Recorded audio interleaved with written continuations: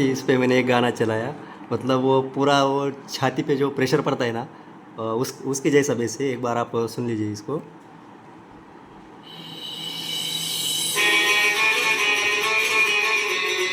इसका वॉल्यूम जो है ना वो 26 पे है, उसको मैं अब 40 तक करता हूँ। वोकल्स काफ़ी क्लियर है दोस्तों और बहुत ही क्रिस्प है। तो ट्राइपॉड जो है ना दोस्तों वो हिल रहा है।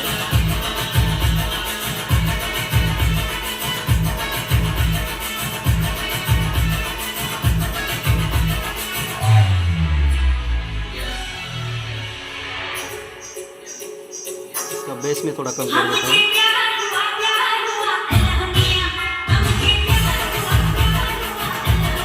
आप उस सैटेलाइट रिसीवर को देख सकते हो, वो मतलब वो बाजू में हिल रहा है।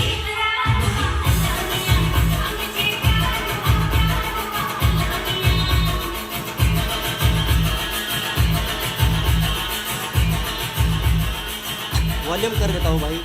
बहुत ही मतलब इतना गजब का रिस्पॉन्स दे रहा है दोस्तों, बहुत ही लाउड है, बहुत ही।